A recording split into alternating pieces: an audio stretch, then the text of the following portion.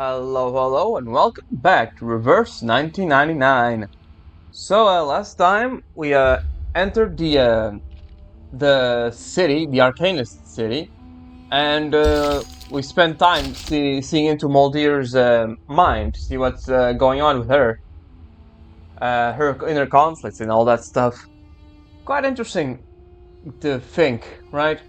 So, for now, we are going back to Nautika that was separated from Verton and the crew to see when she could possibly transform, because we are almost at the end.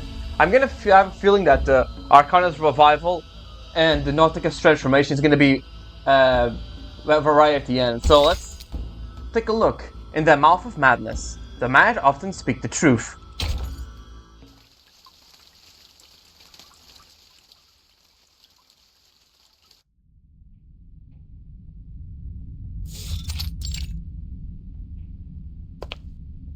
Sonetto steps forward, her glass feeder aimed squarely at Amana's apostle's chest.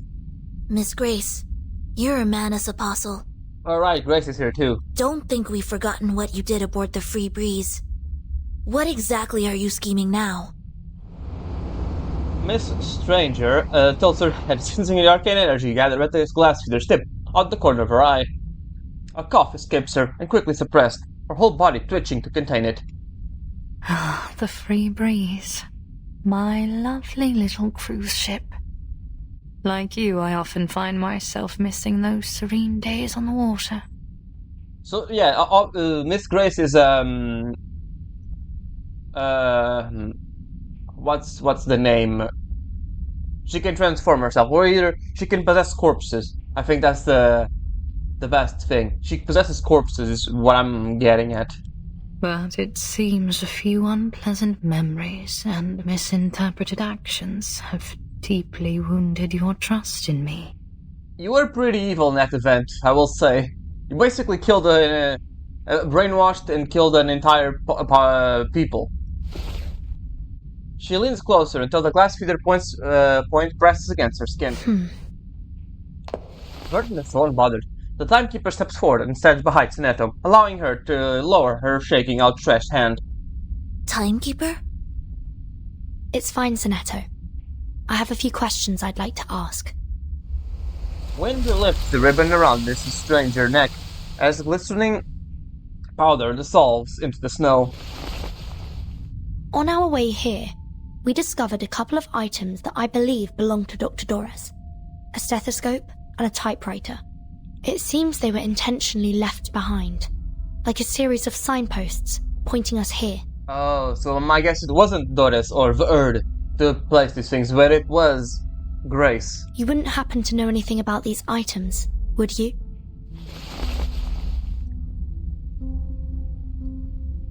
How about the powder we found on the typewriter? Yeah, okay. It's finer than snow, and reflects the sunlight differently. It sticks to the skin and is bitter on the tongue. You ate it, Verton? Really? You need to stop licking stuff, Verton. Any idea how it got there? And how the typewriter ended up lying in the snowfields? Did you leave it there? Were you giving directions to the Foundation's investigators? Come to think of it, that powder looked like the scales from a Lepidoptera wing. A butterfly. Or a moth. Huh! It's Moth. Moth! It's you, isn't it? You're the Foundation spy. A moth aligns on Miss Stranger's fingertips, then flutters on with a barely perceptible twitch of her fingers. I could provide you with a detailed account of the Foundation's phototaxis experiments if you need further proof of my identity, but we're running out of time. Yeah, so right, that's pretty much it. Yep, she is the spy. Huh. Their astonished stares hold on Miss Stranger as she turns her face towards the ruins beyond. I'll lead you to the sanctuary. Dr. Doris, Miss It's already inside. Oh, and my moths have just brought some new information. Your human friend has also gone in that direction. Oh my, that's not good. With that, she turns her back to them and advances without fear. A weary yet relieved sigh sinks into the snow. The gate to the sanctuary won't stay open forever, Timekeeper. Shall we? Yeah, that's pretty much it. Alright, let's see Nautika's point of view then. No. No. This can't be real. Yep, oh god, she's panicking already. This is how it ends, isn't it? Oh, I can't do this. I can't do this alone. Burton, Sonetto, Miss Radio. Trudging along through the perilous labyrinth has never been Nautika's idea of an ideal scientific expedition. Possible cause of death 1. Freezing. Oh, Frozen no. solid with a bunch of unstudied samples clutched in my hands. Oh no, she's now looking at every possible way she can die. That's not good. Possible cause of death 2. Getting torn apart. Cold, sticky monster fingers sinking into my skin and ripping me to pieces. That's not good at all. Possible cause of death 3. Killing myself before 1 or 2 can happen to me. God damn. Tuesday would have had a field day with you, girl.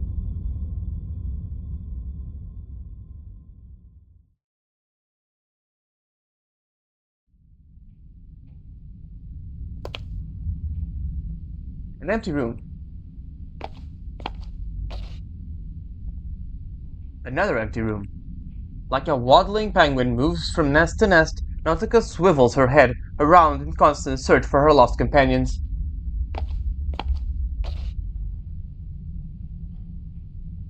A break in her rhythm finally comes. This room holds life, yet the occupant possesses neither brilliant copper hair nor the arcane suitcase. She drops in a crouch, tucking her legs in close to her chest, turning instantly from penguin to armadillo, in appearance anyways. Who was that? She summons every ounce of her courage in her, forcing her head and vision up to the figure. Oh, Frida? I guess that's why they gave her an actual model. She comes back. The once bright parka in her memory has faded into the wind. Its dull hue mirrors the owner's new ashen demeanor. Nautica uncurls, half stumbling as she rises to her feet. Frida! Oh, I thought you were gone. I don't trust it. I don't trust her being there. Tears burst forth as Nautica clutches her friend's gaunt arms. The survivor's glazed eyes roll into focus. 2 labored breaths escape, each exhaling without drawing anything back. Oh, thank you. Thank you, Mother Spirit. Thank you for keeping us both in one piece. Yeah, she doesn't, she looks like a husk from what the description's telling us of her. I don't think she's all there. We'll find a way out of here. We'll look after each other. Oh, goodness, Frida, you're a sack of bones. I met 2 arcanists. They'll help us. I would have never even gotten here if it weren't for them. Oh, you should have seen how they chased off those snow monsters. You can trust them. Come, Frida. We have to find them. They'll protect us. They'll get us home. She's not saying anything. Oh no. Frida, why aren't you saying anything? I think she's just dead, Nautica. Oh, yeah, that is not good. That is not good at all. Oh, so that's what the trailer was showing. Yeah, the trailer, there was a quick cut to like this CG. Just a mouthpiece. Oh yeah, it is her basically dead. Frida holds her gaze on Nautica, letting on another ragged breath as she points to her own mouth. Oh, they cut off her tongue. Can't you speak? They cut off her tongue, that's the reason. It must be the cold. Yes, once we get back, you'll feel better. I promise. No, they took her tongue off. Nautica strains to pull her from the stone bed, but it feels as if she's rooted to it. Maybe she actually is. Panting and spent of her strength, she releases and spies the motion of her friend's foot as it curls, cuts words into the snow. No. Can't. No? Why? Frida, Freely, listen, I found it. The resting place of the Mother Spirit and the Rock of the Blank Era. Remember? I found lots of it. I found everything we came for. Freely holds her eyes on her once cherished friend, shifting into a devout smile. She wipes away the words, writing something new. Mother Spirit? Nautica gasps. Will see me soon. Will see me soon. Freely nods with a smile, fingers clenched on a pendant around her neck. Does this mean she'll die? I don't understand. You're going to meet the Mother Spirit? Freely nods. Her conviction seems absolute. Damn, I really just think she's gonna die, huh? But... Cold sweat runs down her spine. You mean she has a mortal form? She's a living creature, like us? And she's here, in this ruin? Not like I think you're in denial, buddy. Freely nods. Oh, no, actually. But how? Nautica's blood surges from her limbs with sudden intensity. Freely looks to object, but only produces a wheezing breath. With visible frustration, she smooths out a fresh patch of snow. Homage. Approach. A great gift. Is this what the ninth story in the Tales of the Mother Spirit is about? Mother and child. Their heartbeats both align, in joyful union through the womb of time. Oh, is this talking about Verton and Erd? Because I know from the trailer it's pretty obvious that Erd is Verton's mom. And Womb of Time. Verton was born in 99, from what I understand. So yeah, could it be that Verton's birth was the cause of this whole thing? That's an interesting theory. She nods, her relief obvious through the gesture alone. No, it can't be. The tales say that the Mother Spirit should be asleep. She shouldn't wake up until after the Arctic polar day. Nautica grips her head tightly, as if preventing it from flying off. So if she's asleep, then who are you going to see? Freely, I really don't understand. Freely simply smiles. Hypoxia sets in, whenever it's from information overload or the bleak coldness, and Nautica crumples once again. You really won't come back with me? But if you come with me now, we'll be home soon. I drew a map, like you always did. There's food cached in the depots on the way. I even managed to train new sled dogs and... Freely slaps a hand over her mouth. With a swift kick, Freely sends a wave of snow busting upwards, then shoves Nautica flat against the ground. Oh no. Nautica presses down deeper as the snow blankets her. Footsteps crunch closer, deliberate, unwavering, methodical. They halt at the room's entrance. The ritual is ready. They are waiting. Oh no. Nautica hears Freely get up and walk away. The sound paused for a moment. Time to go. The footsteps resume without hesitation, fading until silence overwhelms the room.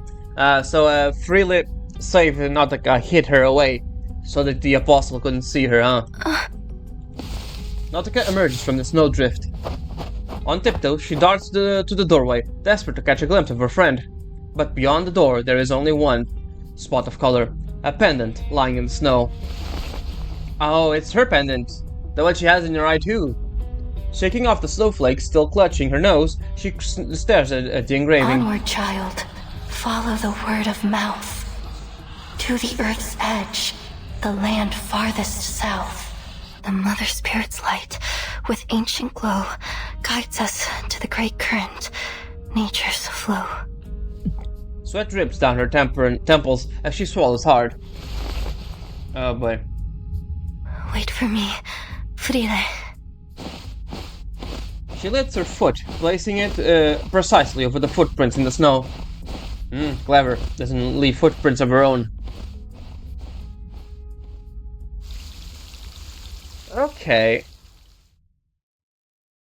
So the pendant she has in her eye too is a gift from her friend. Interesting. Oh boy. That is... Again, it's definitely be something. Okay, so we got Frilli, Nautica. We got the old lady here, Sonetto, Verton, and Miss Grace, or Miss Stranger at this point. And what's this? The Mouth of Madness. It's over here. Dark Fairy Tale. Those childhood bedtime stories reveal more when reread through the eyes of a grown-up. First tale. When he arrives in this world, the child receives the mother spirit's first blessing. He stopped crying at sunbeam, fell on the pillow, though through his tears he saw her gifts. Golden rays warming his hands, white cloths slowly swaddling his body, the fresh air breathing into his lungs. A simple life is all we are given, thus the mother spirit taught the children to cherish. The third tale. The child gripped a bow, leaving deep footprints in the snow. It was his day to hunt, but this land hasn't seen any trace of birds or squirrels for ages. The long-absent spring has grown fainter with every passing year, like a distant myth. Finally, the child took down a doe just before sunset. Closing those watery eyes, glowing with innocence, his weary hands shakily splitting the flesh, he recognized that this was the mother spirit's second blessing. Staring at the frozen, fragile branches, the child knew it was time to go south. The seventh tale. The sun fell into the moss-covered plains. It was once eternal, fire frozen by the ice, fish drowned in the waters, sinking to the riverbeds where they transmuted into swords. Coffins squeaked open, shriveled figures crawled at passersby seeking redemption. The child trudged across the land, his blood and cotton wool forming scabs on the surface of his skin. His fingertips, first ravaged by childblains, were abraded by hoes and pickaxes. Only his vocal cords remained alive to pray the murder spirit. Please rewrite the laws of this world. Please grant us new spirit. The ninth tale. The lost child received the mother's third blessing. In the farthest south, a child passed through the mother spirit's whole body and knocked down the gate of her soul. A sense of warmth she hadn't felt for so long enveloped him. Making him her child once again. Cradled in the mother spirit's arms, he heard the last message.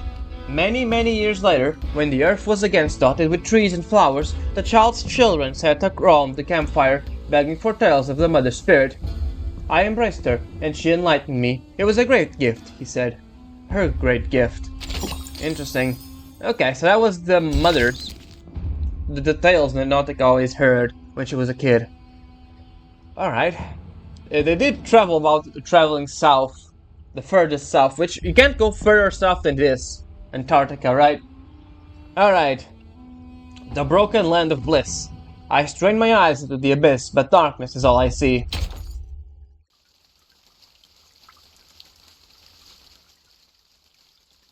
Miss Stranger, where are we now? Miss Amundsen is a human. If she's been caught by Manus Vindicte... Yeah. Keep it down. We're in the tunnel to the sanctuary. It's the easiest path to follow, but also the most dangerous. Is that a lake? Is it a frozen lake? Oh, yep, there's everyone over there. The plaza. A prolonged silence hangs after the question. The answer is obvious, yet the words petrify on their tongues. No. That isn't water. Is it the goo? Arcana's goo. The wind tugs at black hemp cloaks, but the blood remains unevenly still. Hoods, I mean. It's the believers. The circular plaza is flooded with believers, the lake rippling with their kneeling forms. Their eyes see not one light of bright star. Down they fell in martyrdom, but from death's murky waters they rise once more. Well, that's the old woman there, right there. A frozen, older woman stands atop the ringed ruins, delivering fiery words upon the frozen earth. Children of the resurrected mother, lowly bearers of their mantle, let your bodies and souls be the means of their return. It is through their eyes alone that we may seize the truth of this world, for there is no inculcator but them.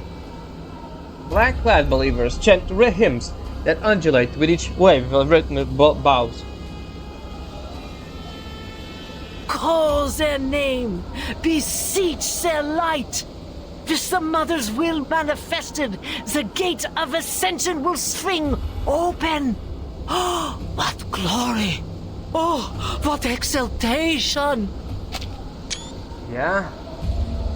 A fervent voice erupts from the center. The gate to the sanctuary is at the far end of the plaza. Her fan points across the lake.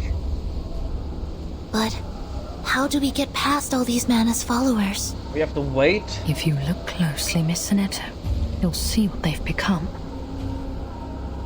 The believers kneel or prostrate, them every head low, their recitation seemingly more and more mechanical. Strange. It's almost like they're in a state of unconsciousness. It's the easiest path to follow, but also the most dangerous. Whenever a sacrificial ceremony is held in the plaza, Animus has all the believers put on masks to ensure she has full control over them. Of course she does. Right now, there is only one thing on their minds: the ceremony. Meaning the only person who's somewhat conscious is Animus, right? If we're careful and choose our route wisely, we can slip by them unnoticed. No one will see us except for Animus. What's the purpose of this sacrifice? To open the gate. They're taking a life just to open a gate? Yeah. Miss Stranger keeps her focus locked in the Elder, conducting the ritual. We must take this opportunity to slip through to the sanctuary. What exactly do you mean by that? Another rising wave from that distant voice muffles their whispers discussion. Great revealer of Arcanum, we humbly present this offering. As the Elder's voice fades, the offering steps into the plaza. Yep. It's freed. Though well worn, her attire betray her former status. The offering is human? Yeah, so that we should have seen this coming, knowing it. Like Midas and the ritual sacrifices we saw in the other research stations. No. Not just any human. That's one of Nautika's expedition team members. Timekeeper, look over there. It's Miss Amundsen. Oh no. Oh no. The believers fill the plaza with concentric rings, while along the gates Nautica stands motionless. She is transfixed on this offering with unblinking eyes. What's she doing there? Something about her doesn't look right. She's too close to Animus. At that distance, the arcane skill controlling the believers could affect her too. Damn. We need to get her out of there. Stay down. Not yet. Animus could spot us at any moment. The ceremony is about to begin. I wonder if Miss Grace is gonna die here. That is a very high possibility. Oh, that is creepy Praise as fuck. them, worship them. Children of flesh, bear witness, for we shall bask in their radiant blessing. Look at that. Manus has definitely a thing for hands. An offering taken, a gate opened. Through bone and blood, let the gate fling open, and the path to ancient glory be revealed. My god. Be thankful, you unenlightened little beasts, that the Mother is willing to take your pitiful life as their gift. What great mercy they show. The horrific vision in Animus's words is laid bare, yet freely remains her eerie smile. She walks towards the gate, nodding respectfully to the kneeling believers along the way. Then she halts, just before the entrance. Her lips mouth inaudible words. Through the giant mother's bones a path is laid. In bloody pain, eternal life is made. It's just like in Tales of the Mother's Spirit. So it requires a sacrifice to enter. Mother Spirit requires a sacrifice, it seems. Freely drifts her eyes, rolling over the scene until she sees on the side of her former companion. Good god, their eyes lock. Crackled lips part, soundlessly forming words. Homage. Approach. A great gift. You really are going to see her. Yeah, I guess in a way she is. The Mother Spirit's light, with ancient glow, guides us to the great current, nature's flow. Yeah. The 9th story in Tales of the Mother Spirit. It happened in that season on that day. The children found their mother at the gate, with offerings, the finest of their art. They paid her homage with a faithful heart. I have a feeling that the legend was edited to look more wholesome than it is. And in return, their reverence repaid. By her great gift, her children were remade. By her great gift, her children were remade. Oh, Nautica. Countless hands reached from inside the gate, swarming over freely in waves. Oh, so the person screaming in the trailer was Freela, not Nautica. Interesting. They coil around her like vines and gnarling roots, reality fracturing across her body, inch by inch. Right. That's right. This is the climax of the story. When the children come close to the Mother Spirit, share her pain and her sorrow, and become one with her. Her breath hitches, a scream claws at her throat, blood boiling in her veins. The Mother Spirit will come. She'll come to guide us. Oh no. Poor girl was unsettled the moment She'll come to guide you, Frile. Oh my god, I can already see the tragedy.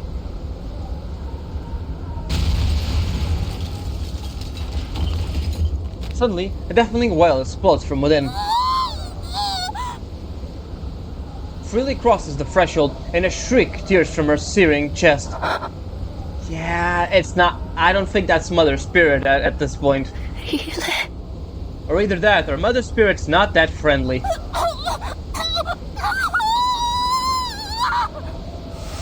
The scream echoes across the expanse, its force so profound even the lava seems to halt with mid-flow. Nautica latches her hands onto a prostrate worshipper, gasping out questions. What's happening to her? Have you been through there? Why is she screaming? The questions are met with a devotional void. 1 minute, 2, the crowd does not speak, does not murmur. Silent law rules. Spirit. That shriek still rings in her ears, muffling all sound if we're vacuum sealed.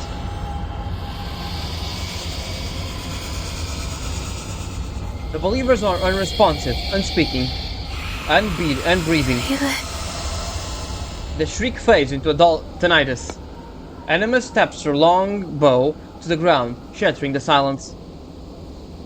You humans should be grateful, flawed and pathetic as you are, yet nonetheless granted access to the gate at the mere cost of your tongues.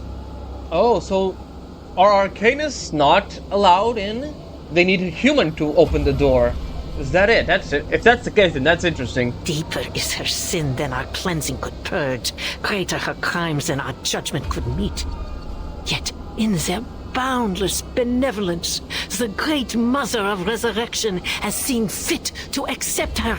May the Guiding One return to us and restore this world to the ancient order. May the Guiding One return to us and restore this world to the ancient order. Animus shakes her bell, and at the cue, the entire congregation erupts in synchronized cries, heads bowed. Cleansing. Judgment? What are they talking about? Animus sways with her bell, the spectacle becoming a wild dance, and the chant resumes. Their eyes see not one light bright star. Men's past ways are shaded by their shame. Barefoot, Animus circles the center. Sorry about that. Fully lost in her movements. Is that it? Is that the whole ritual? She darts her eyes around, searching for some purchase in her whispered questions. Where's Frile? What's behind the gates? And those hands? What are they? Yeah, I think Freely is just dead at this point. Is she really with the Mother Spirit now? But their hollow eyes only stare ahead. Aliens are but aberrations in mirror path. What just happened? A dissonant note cuts through the chant. A small voice reverberates between earth and sky, a sound almost pitiful against the enormous volume of the scene. Yet Animus pauses her dance, stops atop the raised center. She spies down at Nautica from the corner of her eye. Ah, a conniving little rat dares to taint the purity of our sacred land with her profane, filthy paws. I know. Nautica draws a shuddering breath, the crisp air shivering her inside and out. My friend, Frile, where is she? Why hasn't she come back through the gate? Why, it seems the lowly little beast has a friend to share in her misery. Oh no. Disgust and impatience twists her lips. She has been taken by the Mother of Resurrection. Not that there was much flesh and wit to take. Flesh and wit? Yeah, she's dead, Nautica. A blinding light hits Nautica's face, and her eyes narrow by instinct. The gate cracks open. They watch as the crack widens into a gap, then a doorway, and finally the gate swings open. Praise them. Worship them, children of flesh. The sanctuary gate has opened. The Mother is pleased with our offering, and we have been welcomed into their hall to bear witness to the final ritual. Yes, bear witness to all their infinite kindness, their unmatched benevolence. They have taken so little, yet they grant us so great an honor. Great Mother of Resurrection. Oh, guiding one. We fall to our knees before your boundless love. Man. As if Nautica's presence has become intolerable, Animus waves her hand with a kind of lazy energy, usually reserved for swatting flies. How much longer do you intend to allow this human to sully their holy land, Feed her to the gate. She must be removed. Oh no. Without another glance, she surges towards the gate. Oops. Behind her, two silent disciples sees Nautica. No! Let me go! They're taking her. Don't. Now is not the time to act. If Animus spots us, she might lift her control over the believers. Then we'll find ourselves in some serious danger. Nautica is lifted like a fledgling bird, then slammed onto the ground. Still halfway in a daze, she looks up towards the gate. All this, it was all just to open the gate? But this feels wrong. Horribly, horribly wrong. This isn't how it's supposed to be. Is it, Matu? But Frida did say that she was going to see the Mother Spirit. So she must be with her now, right? And the Mother Spirit must be there. Well, she must be behind that gate. Animus stops, turns back with an inscrutable smile. Mother Spirit. What nonsense are you sputtering? Oh no. Nautica staggers to her feet. She is the tides, the flowing light. She is the rocks and the soaring partridges and the swooping peregrines. She is the energy behind all things. She will give her children a great gift. A gift that will change their lives forever.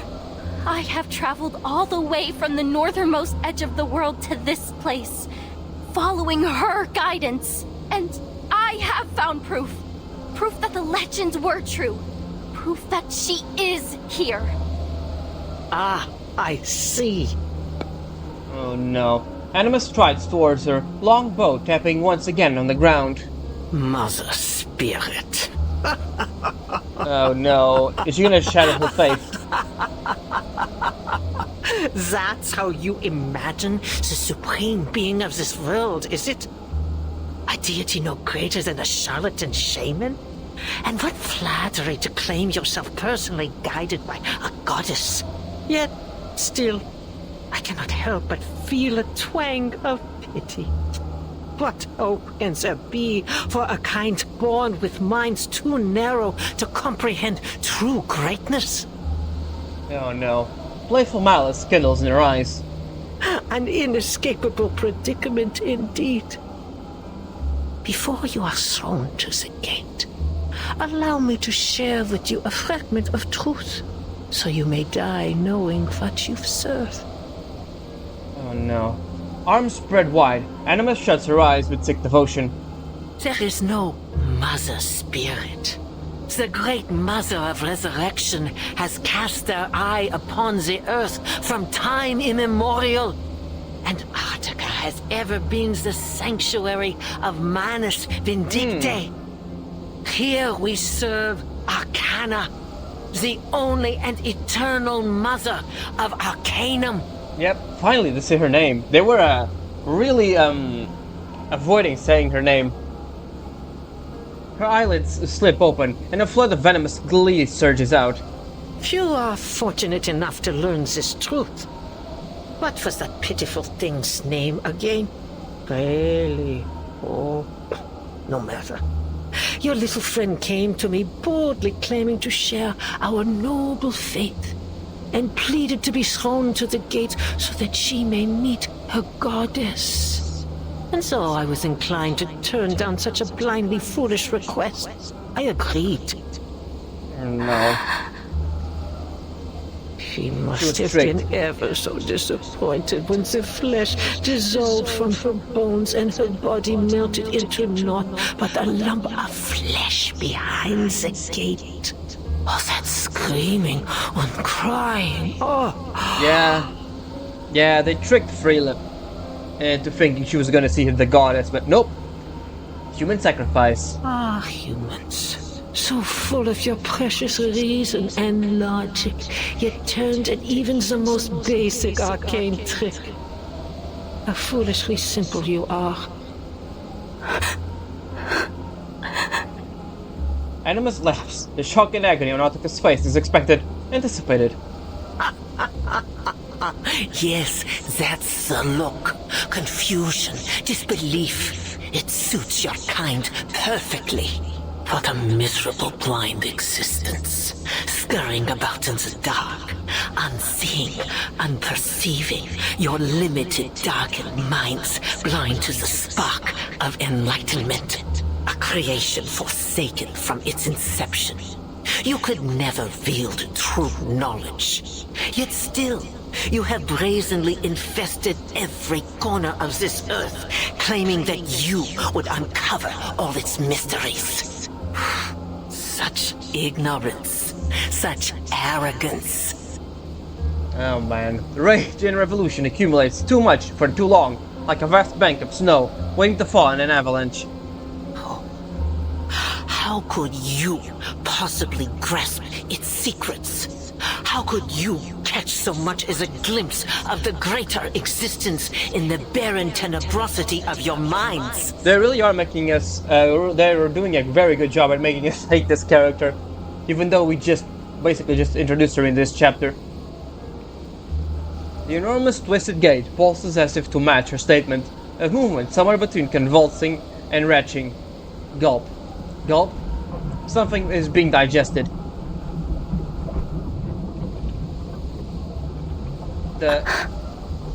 Oh, it's humans. Oh no. Oh god. She's been eating people. That's... Oh, I see. Oh god. Oh god. Yeah, oh no. Please don't tell me that. From beneath this gate, strands of crimson slime creep out towards her. Is that red algae? It's dried blood, the black algae. The algae surges below and beyond her, bleeding over the white rocks. With every inch it advances, it's the color of the clays. Scarlet, maroon, brown, black. Red and black algae sprawl across the ruins in entangled knots, their tendrils creeping towards the glacier beyond. Blackened arteries pumping and pulsing over the land. There's Black algae here too. It's veins. She's been eating people. Oh no, she's been eating the sacrifices. Oh, that's not good. No.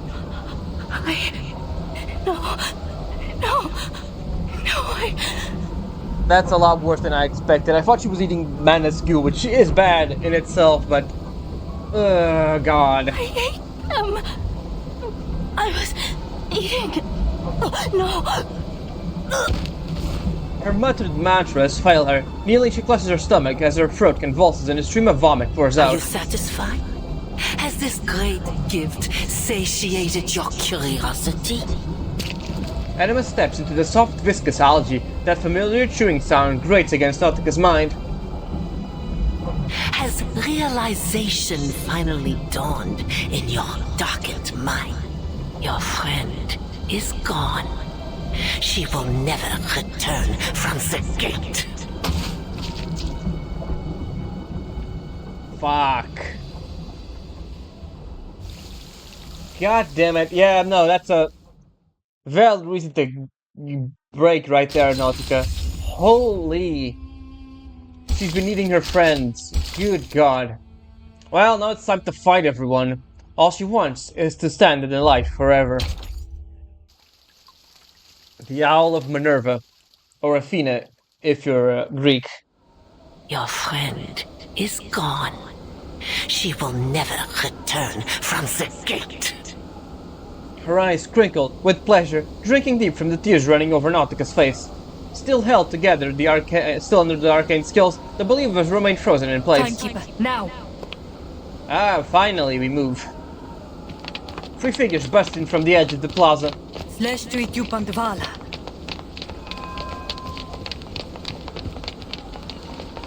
Miss Stranger charges through the believers, her fan spell dazing the gate guardian apostle just enough to reach back onto to the other two. Through the gate, Timekeeper. We can't just leave Nautica here. Sonetto! Ede subito sera. That's a very versatile spell, Sonetto. An incantation is cast from Sonetto's glass feeder, and Nautica's bonds begin to unwind. She lifts her head, but her glazed... Excuse me. Damn, I'm having a bit of a cough here. Her glazed eyes don't fix on the rescuers. The gate only stays open for a brief time after an offering. You have to pass through it before it closes again. The Manus arcane skill falters too soon, and Animus shakes off the effect in a blink. Come, Nautica! Half conscious, Nautica is tugged towards the sacred gate, her wandering vision briefly pausing over a blue neck ribbon as it flutters in the distance. Why am I not surprised? She sneers, I mean. Sie musste mich leben lernen oder sterben lernen. Oh, it's blue. The Manus spells are blue too.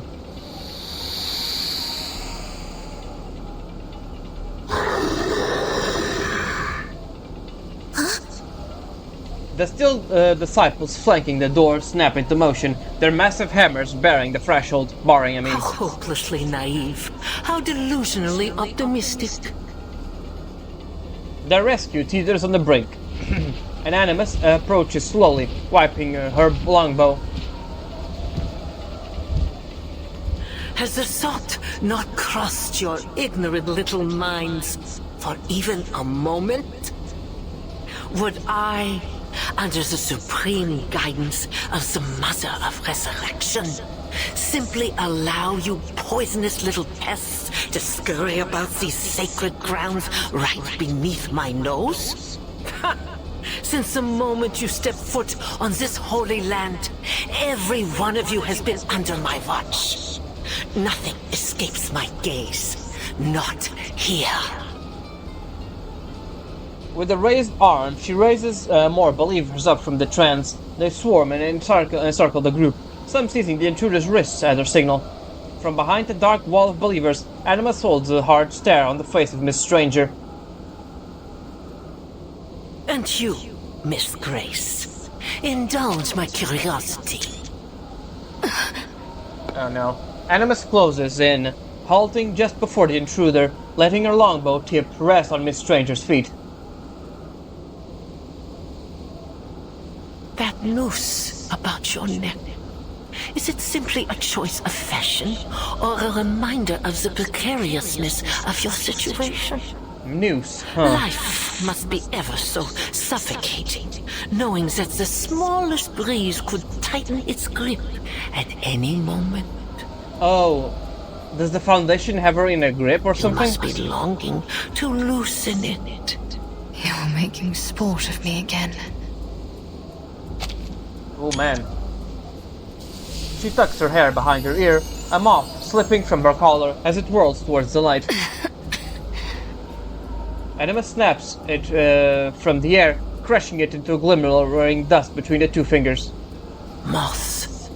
Creatures easily overlooked when eyes are turned to matters of greater import. Tell me, how long have you been with us? What made you worthy to ascend so quickly to the glorious heights of Apostle? A throbbing drumbeat provides cover as she circles Miss Stranger with measured steps. We have painstakingly cleared the path to their final ritual.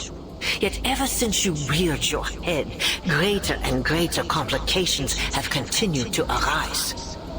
Do not take me for a fool, girl. I know treachery when I see it. You were lucky, taking Mr. Forget-Me-Not's place after his expulsion over his alchemical failure. Oh, okay, that's new information.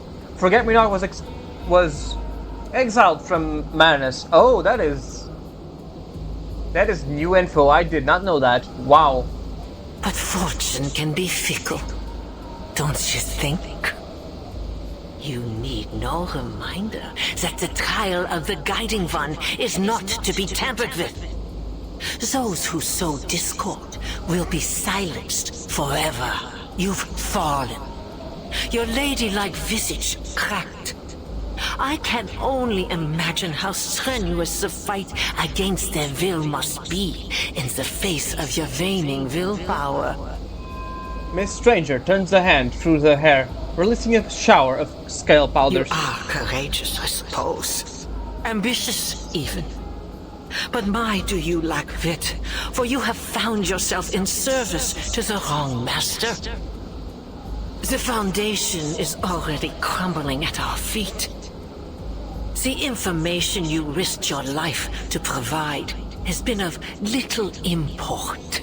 At this very moment, the Foundation's fleet is stranded off the Antarctic coast, and the only reinforcements you've received are some arcanist children.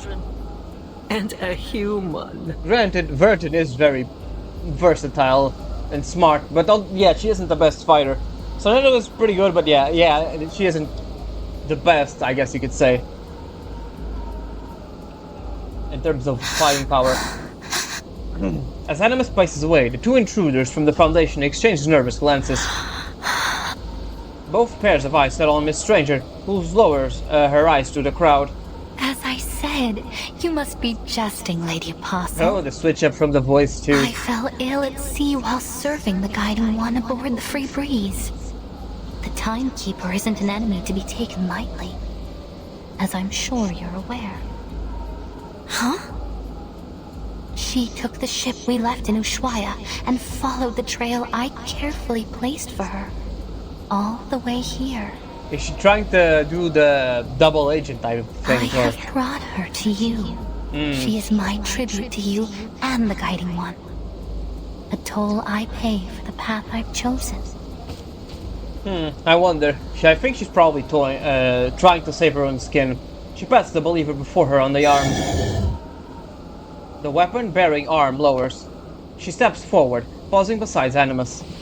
Then she kneels, pressing lips to Animus's withered hand. What would you have me do with them? You've been lying to us this entire time? Yeah, Vertin, I'm with you. I don't think she was lying. Animus' finger lingers on Miss Stranger's youthful face, weighing the truth of her allegiance. What did I say about airs and graces?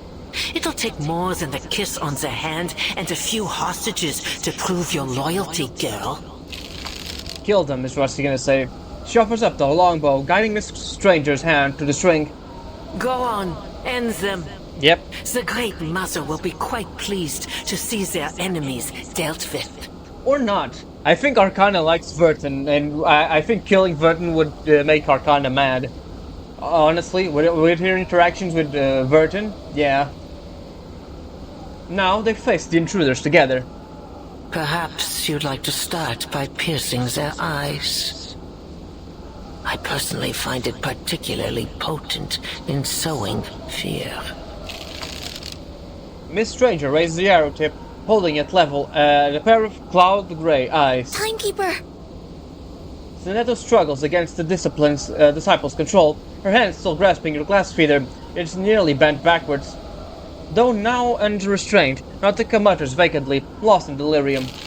Pale, slender fingers draw the bowstrings taut. Verton is so calm in this place. Grey eyes face the arrows gleam. Follow the wind, Timekeeper. Yeah, exactly. She's helping.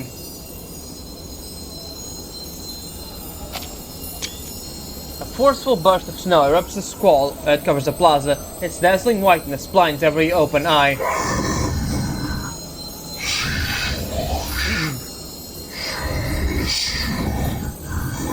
Don't let them get away! A swirling tide of moths comes next, thick enough to blot out the sun, wings settling on every mask. Miss Stranger turns to her Foundation colleagues, her lips curling into a faint relieved smile. Now is the time to act. Yeah, she's definitely dying. Now. She's definitely dying in this chapter. Zeneto pulls herself free, then casts an incantation from her glass feeder, repelling the enemies surrounding her companions. Stop them, you fools! Animus cries as she suffocates in the moth-filled air. Countless wings beating in an audible flutter, reflecting the hinterland's eternal sunlight, washing the world in blinding white.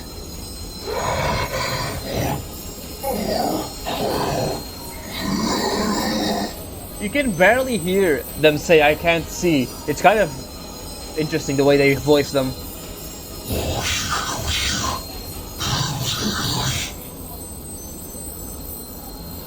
This guy has a drum on his head. I don't know how if he can see, even without this distraction. The plaza becomes drowned in a cacophony of screams. How could you pull such a thing from that feeble body of yours? Just how far are you willing to go in service of the Foundation? Miss Stranger doesn't respond. She collapses slowly on the ground.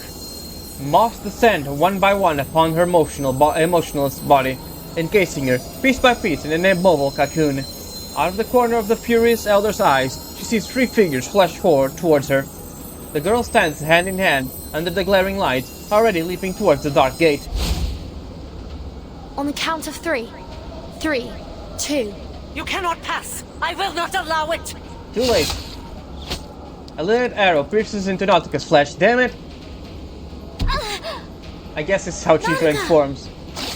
Blood soaks through the leg of her trousers as Nautika falls before the gate.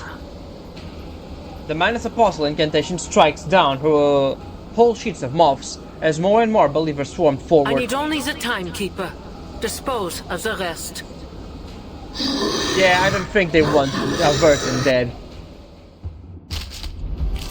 Alright. Off we go. There are many routes to travel, but only one destination. Alright. Oh shit. The stranger. Let my scale powder settle on you. At least it can still help. Alright. Alright, let's put on He can counter insist on should do. this and normal attacks. Sensing their thoughts. Close your eyes. We stand together.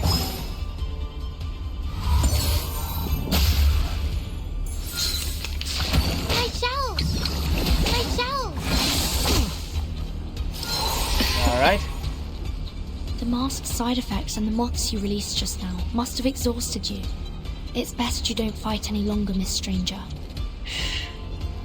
I know what I'm doing.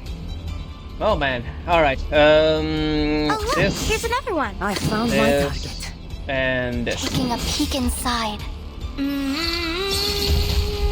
There we go. Find your mark. She's gone. Great. The gate has opened. The sanctuary awaits their children. Apostle Animus, the time for the ritual is near. As you say, preacher. Ah, Sophia. I knew her voice was familiar. You heard the preacher's words. You are not welcome here.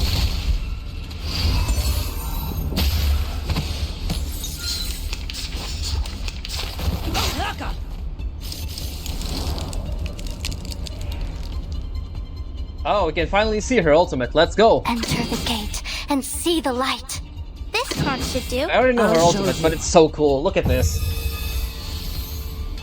Ah, no, it's a chance. Never mind. It's like, Anju's ultimate. You have to wait a little bit to use it. Okay, never mind. Sickening little pests. Blasphemous filth. And that ever self-important preacher. Animus narrows her eyes at the stubborn resistance. Then flashes a smirk. Come, children of flesh. We need not entertain these fools any longer. The mother awaits.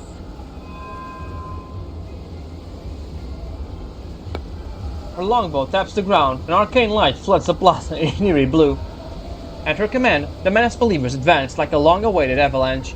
Layers upon layers closing in, yet none spare a glance for the intruders.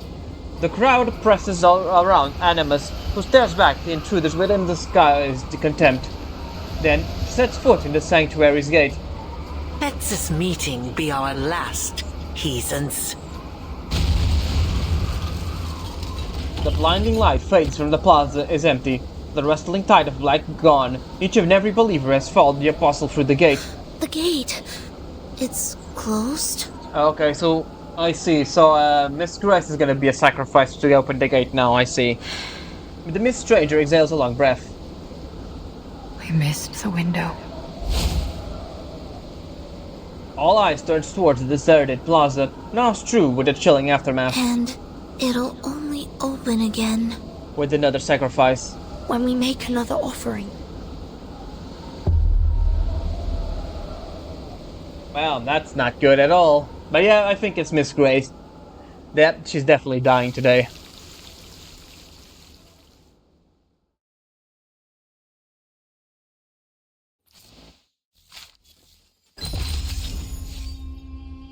Well, I guess we have time for one more. To Skylark. Goodbye, Madhu.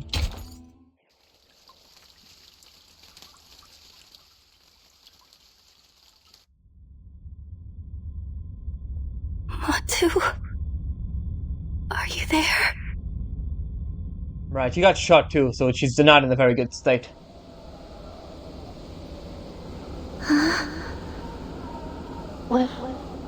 What are you suggesting, Timekeeper?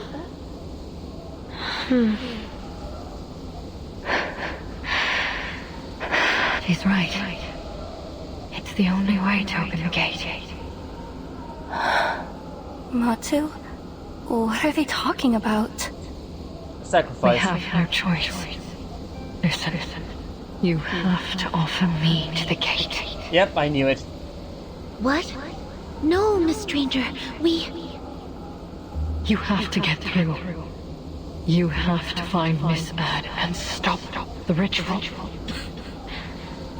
My mission is to get you into the sanctuary. By any means necessary. No, I won't allow it. Yeah, Verton, I don't think we have much choice at this point. No more sacrifices. Have you heard of the lumpfish? What? Yeah, bit of a It's wild an tangent. amphibious fish found in Africa. Its gills are so shrunken that it developed a second respiratory system. Lungs. Oh yeah, I think I know of this fish. It's an obligate air breather, despite being a fish. It's not a land-dwelling creature, but if it's kept from the air for too long, it'll drown in its own watery habitat. A creature that doesn't belong to land or water.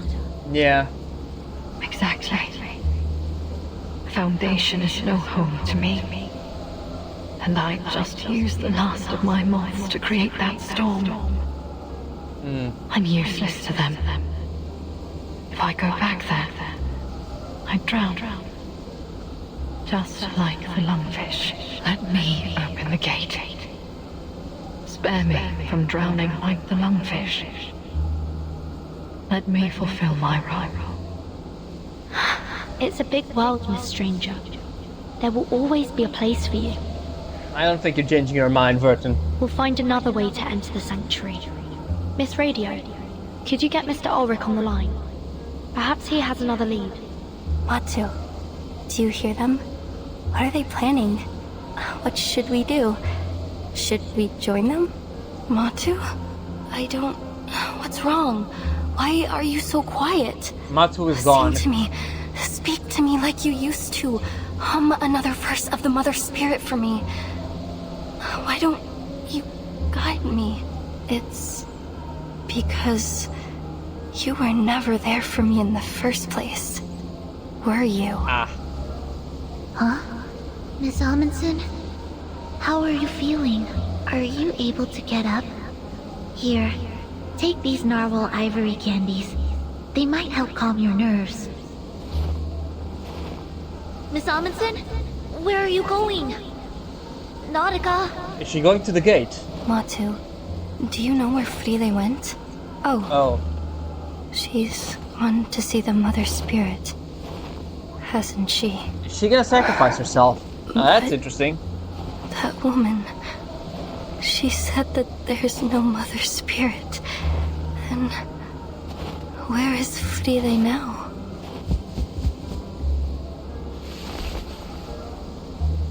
You forgot your pendant, Frile. How could you leave it behind? It's so important. It's...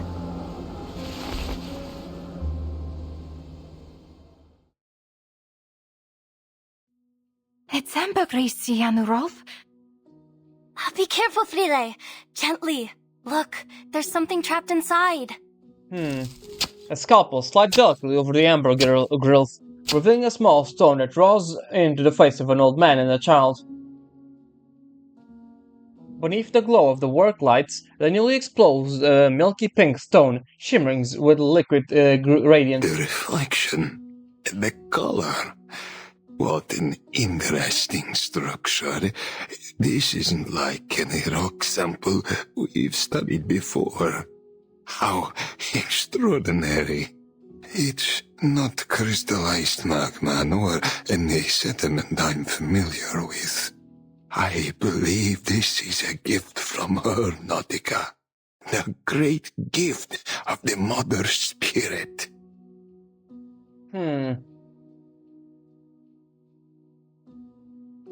The girl's fingers close around the pendant. I just said that it's a gift from the Mother Spirit, Frile. I bet Antarctica is filled with all kinds of secrets about this little stone.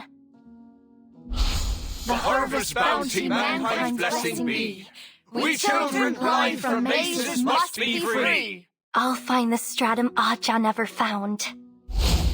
Entering the ice zone. Grab your telescopes, explorers. I'll explore the Eris Aja never explored. The sextant was right. As long as we stick to this direction. I'll reveal the secrets Aja never revealed. Here. It's a Neptune bar. My favorite. It'll keep you warm a little longer. Oh, Nautica.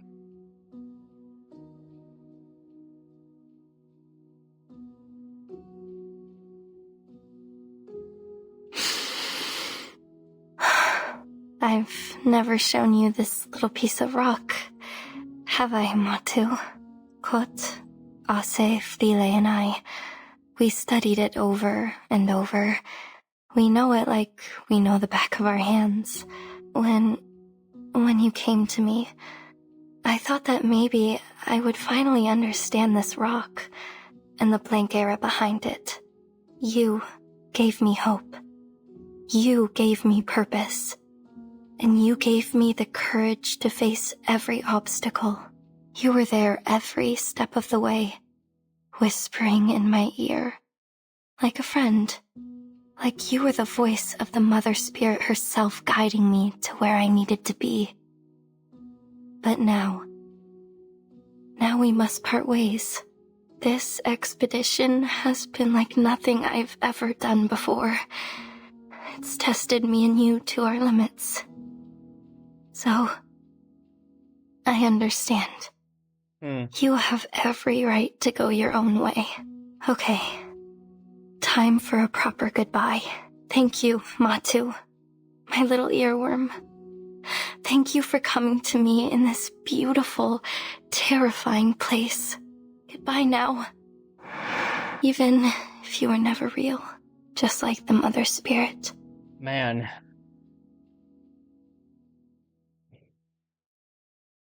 Miss Amundsen? Miss Amundsen! You're gonna sacrifice What do we yourself. do? She's not responding. It's like she's in some kind of trance. I already gave her all of our candies.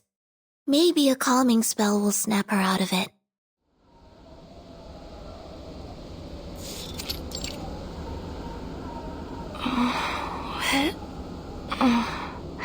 What's everybody doing here? Nautika! Oh, thank goodness. You were caught in a trance.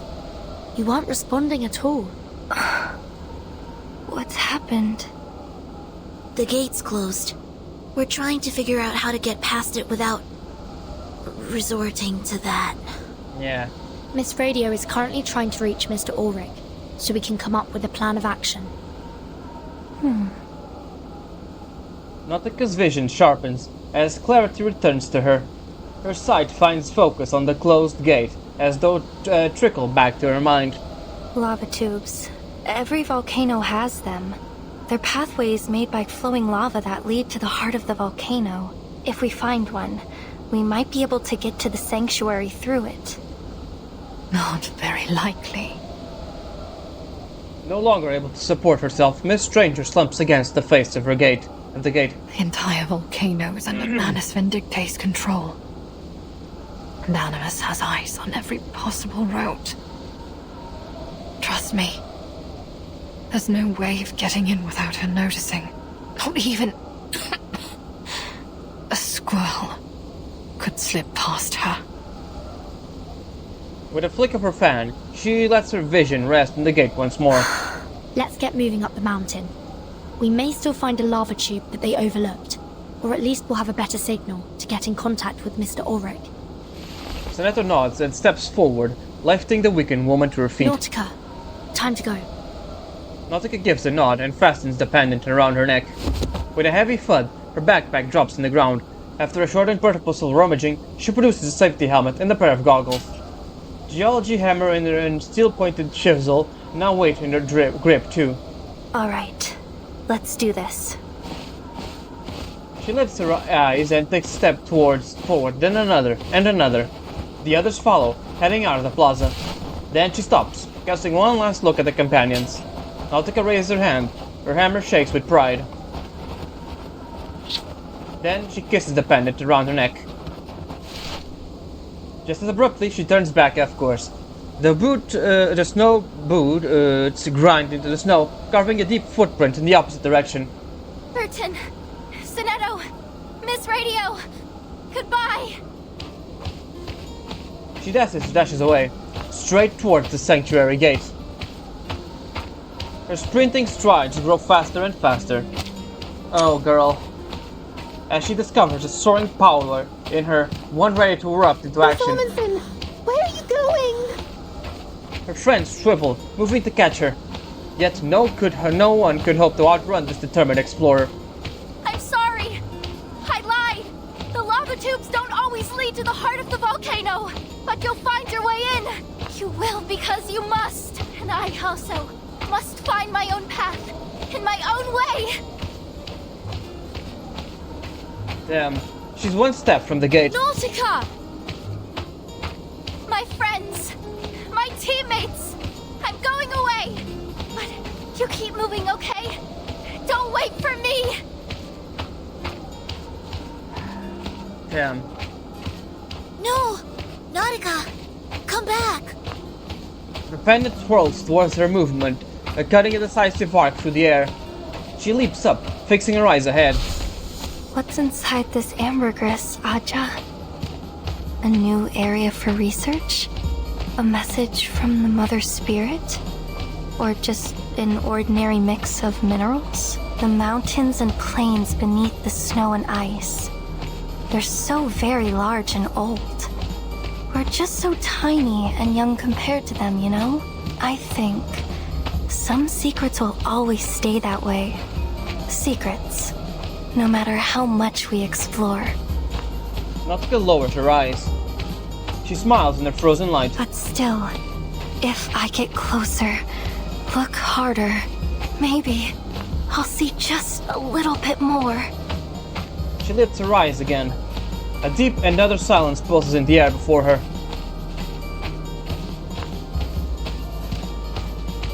Oh man. Aja, I see it now. It was the unknown that I was chasing, not answers. It was the beautiful, glorious unknown.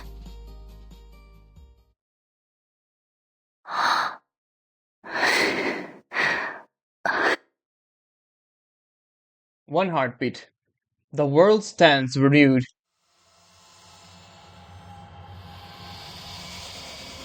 None around them even manages to catch the hem of her garments as it lifts into the wind.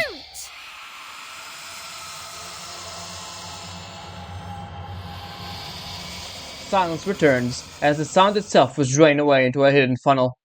No wind. The lava lies still. The sun holds its place in the polar sky.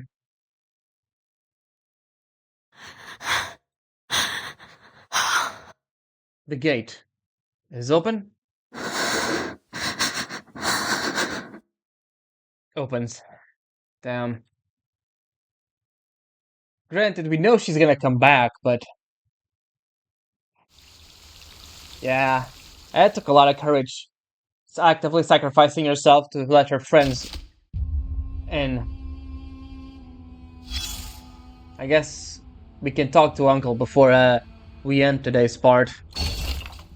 Even he's stunned. Alright. Moment of silence over. Oh, I'm not a believer. Not an atheist either. But I do respect her sacrifice. Even if it was stupid and meaningless. But, as I said before, there's no greater proof of loyalty than to follow a fool. At least she died for a cause. Her family legacy. Her spirit of exploration.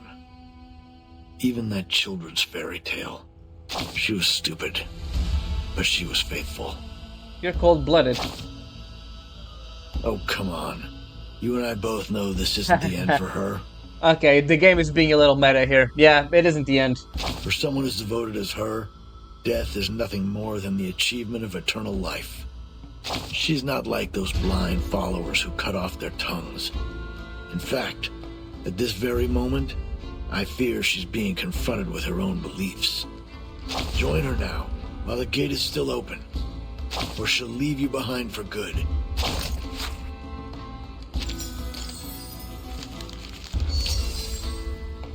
Alright. We're in the home stretch now.